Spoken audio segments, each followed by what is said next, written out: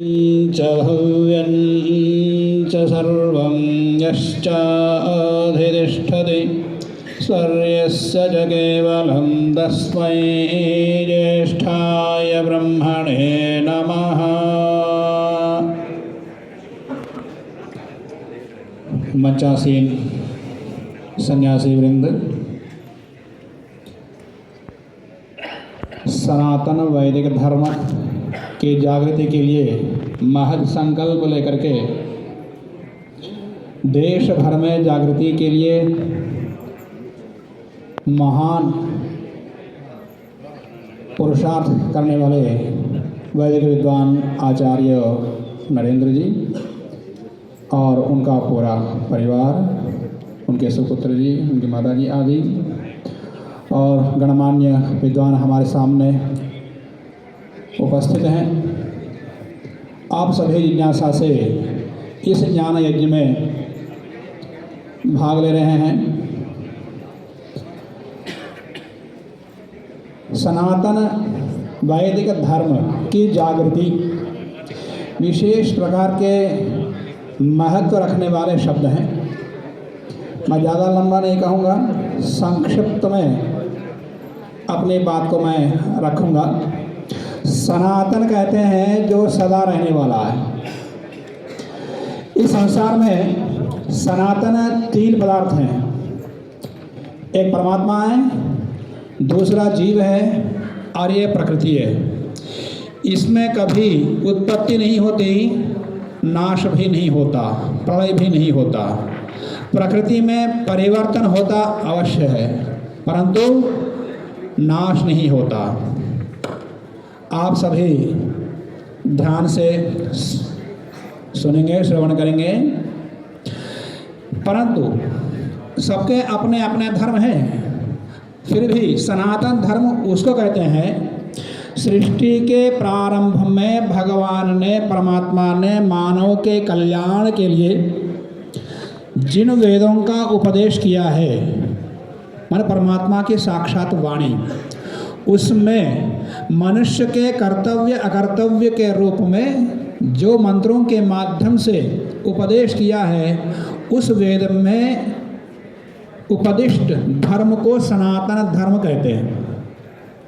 यद्यपि आज ये सनातन धर्म भिन्न भिन्न अर्थों में, भिन्न भिन्न प्रसंगों में प्रयोग किया जा रहा है, परंतु सनातन केवल वेद में उपदिष्ट विषय को, उपदेश को, कर्तव्यों को ही कहते हैं। ऐसे सनातन धर्म को प्रचारित करने के लिए, सनातन धर्म से सबको संतृप्त करने के लिए, सनातन धर्म से सबको लाभ पहुंचाने के महत् संकल्प से आचार्य नरेंद्र जी बहुत बड़ा पुरुषार्थ कर रहे हैं। और मैं कुछ दिन पूर्व मिला था, ये यात्रा प्रारंभ नहीं हुई थी, तब कहे तो मेरा संकल्प बहुत काल से था, शायद 1 वर्ष 2 वर्ष। उस समय से मन में संकल्प था, उस संकल्प को साकार करने के लिए आज उपस्थित हुआ। और इसके लिए भी कई महीनों से योजना बनती रही और योजना बना करके प्रारंभ किया और सफलतापूर्वक रामेश्वर से लेकर के कश्मीर तक इस यात्रा को कर रहे हैं। चतुर्वेद पारायण यज्ञ आपने सुना होगा, देखा भी होगा बहुत सारे लोगों ने। ऋग्वेद का पारायण, यजुर्वेद का पारायण अलग भी किया जाता है, चारों वेदों का भी किया जाता है। एक स्थान पर बड़े आडंबर से भी किया जाता है, परंतु पूरे देश भर में भ्रमण करते हुए, सबको जागृत करते हुए चतुर्वेद पारायण महा, ये सबसे पहली बार ये प्रयास हुआ। और इस यात्रा का सभी साक्षी बने, ऐसा भी कर सकते हैं। और आज जागृति करने की आवश्यकता है। एक स्थान पर यज्ञ करेंगे तो सब लोग नहीं आ सकते, अपने परिचित लोग आ सकते हैं, बंधु लोग आ सकते हैं, परंतु देश भर में जो यज्ञ को कभी देखे नहीं, आज वातावरण ऐसा है कि वेद का नाम तक नहीं जानते लोग। आज सस्वर वेद मंत्रों को आपने श्रवण किया तो कहीं पर एक स्थान पर करते तो कुछ लोगों को ही सुनने का अवसर मिलता, पर देश भर में जिनको वेद का नाम सुनने का अवसर नहीं है, उनके जीवन में कभी अवसर ही नहीं मिल पाता, शुभ अवसर। ऐसे लोगों के बीच में जाकर सबको शुभ अवसर प्रदान करना, ये बहुत बड़ा पुण्य काल है। बहुत बड़ा पुण्य कर्म है और सबको जागृत करने की आवश्यकता है, हम सब मानते हैं, परंतु उसके लिए कोई विशेष प्रयास करना ये बहुत बड़ा महान कार्य है।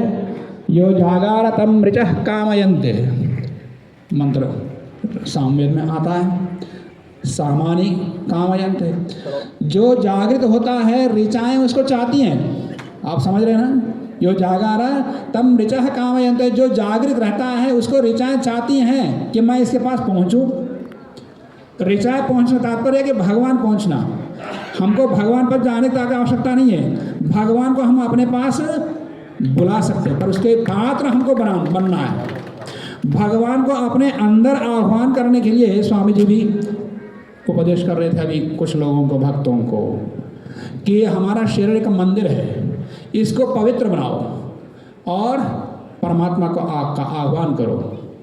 इसके लिए वेद स्वयं कह रहा है कि यह यो जागृति तम ऋचः कामयन्ते, जो जागृत होता है उसको ऋचाएं चाहती है और परमात्मा स्वयं चाहता है, तो परमात्मा उसके आशीर्वाद देना चाहता है, उसकी छाया में रखना चाहता है। तो उस प्रकार का शुभ अवसर सबको दिया जा रहा है। सनातन धर्म यागादिरेव धर्म, शास्त्रों में एक परिभाषा है, यागादि को ही धर्म कहा जाता। भिन्न भिन्न दृष्टिकोण है, परंतु मीमांसा श्रौत कर्मकांड आदि में जाते हैं तो यागादि को धर्म कहा।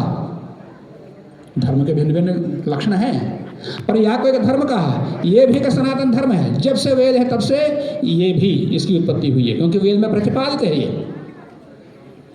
तो ऐसे वेद में प्रतिपादित यज्ञ याग का अनुष्ठान कराना, कम से कम देखने का शुभ अवसर, सबको साक्षी बनाना, ये भी बहुत बड़ा महत्वपूर्ण कार्य है। और धर्म के 3 स्कंध माना जाता है। धर्मस्य त्रयस्कंधा यज्ञो अध्ययनम दानमिति। यज्ञ के धर्म के 3 स्कंध हैं, यज्ञ, अध्ययन और दान। ये प्रथम स्कंध है, परम आधार है। उसमें यज्ञ और अध्ययन, पढ़ाना, और आचार्य स्वयं कई वर्षों से गुरुकुल चला रहे हैं और सबको पढ़ाने का अवसर देते हैं और सबको पढ़ाते हैं। और हम भी एक गुरुकुल चलाते हैं यहाँ से पास में ही, गुरुकुल है निगम निरम के नाम से। तो हम सबको वेदों को पढ़ने, और यहाँ पर हमारे बीच में अभी उपस्थित हुई हैं आचार्य सविता जी, तो वे भी कन्याओं को वेद पढ़ाती हैं आचार्य। आज केवल एक विशेष वर्ग को ही वेद पढ़ाते हैं, परंतु महिलाओं को, कन्याओं को पढ़ाने का अधिकार नहीं है, ऐसा कहा जाता है। परंतु भगवान ने सबके लिए वेद बनाया है। भगवान ने जैसे सूरज, चांद, वायु आदि के सर्जन किया है, वैसे ही मानव मात्र के कल्याण के लिए वेद का निर्माण किया है। तो सबको पढ़ने का अधिकार है, ये केवल आर्य समाज कहता है, महर्षि दयानंद कहते हैं। तो उसी का अनुसरण करते हुए यज्ञ का